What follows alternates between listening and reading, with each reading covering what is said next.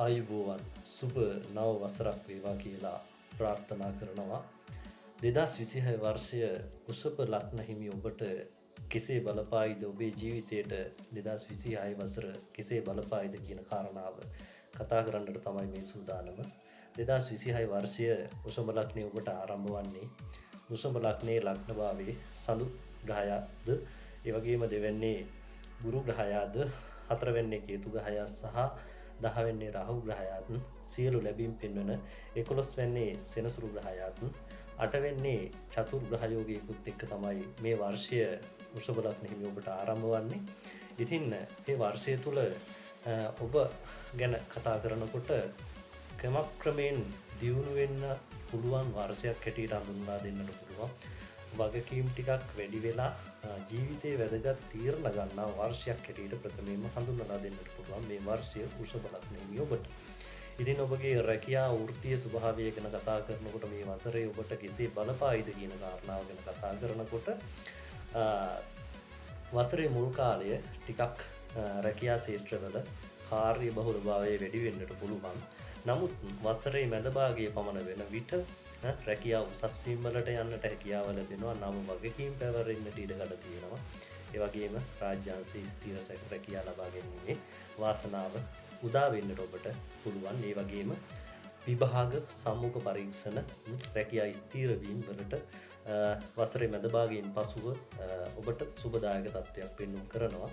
ඒ වගේම නව ව්‍යාපාර ආරම්භ කරන්නටත් හොඳ තත්ත්වයක් තමයි තියෙන්නේ මේ වර්ෂය තුල. වසර මැද භාගයෙන් පසුව ජූනි මාසයෙන් පසුව වගේ ව්‍යාපාර ආරම්භ කරන්න හොඳයි. කරගෙන යන ව්‍යාපාර වලින් ලාභ ලැබීමේ වාසනා ගුණයක් මේ වර්ෂය තුල ඉදිරියට තියෙනවා.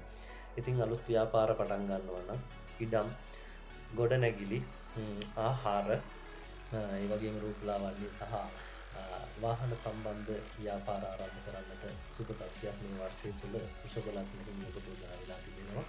ඉතින් මේ පිළිබඳව සැලකිලිමත් වෙමින් ඔබගේ ආදායම වැඩි වෙන වසරක් හැටියට පෙන්වලා දෙන්නට පුළුවන්.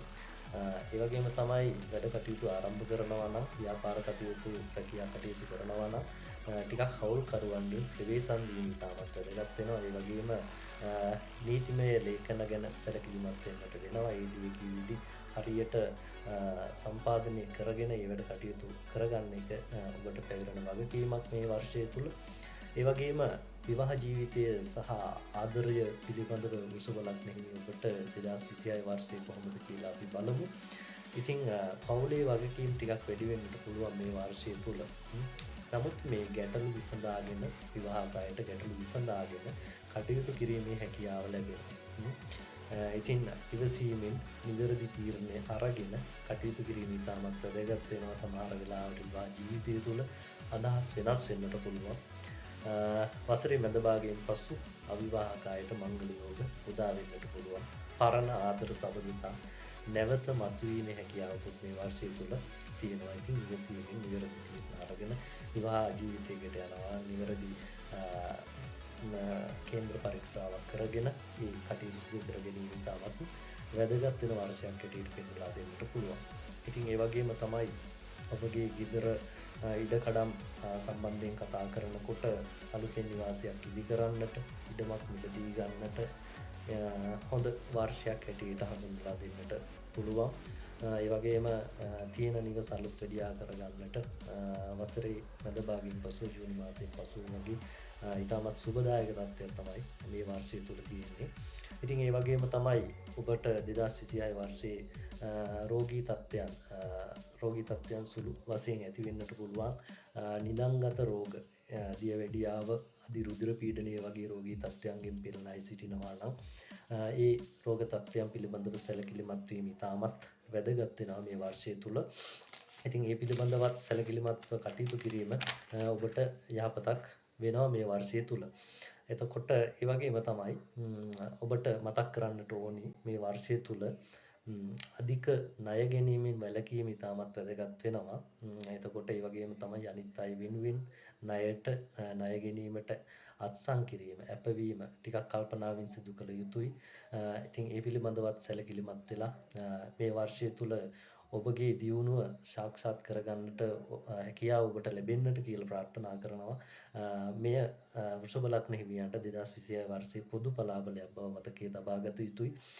ඉතින් ඔබගේ ජන්ම පත්‍රයට අනුව ඔබගේ මහදසා අන්තර්දසා අනුව ඒ වගේම ඔබගේ ග්‍රහ පිහිටීම අනුව මේ පලාපල විස්තරයන් වෙනස් වෙන්නට පුළුවන්. ඒ නිසා ඔබගේ ජන්ම පත්‍රය පරීක්ෂා කර ගැනීමට අවශ්‍ය නම් අප හා සම්බන්ධ වෙන්න ලෙසත් මතක් කරමින් ඔබට සුබදායක වර්ෂයක් වේවා කියලා ප්‍රාර්ථනා කරමින් මේ ජ්‍යොතිෂ විග්‍රහානුකූල කටයුත්ත මෙතනින් නිමාවට පත් කරනවා. සියලු දෙනාටම තෙරුවන් සරණයි.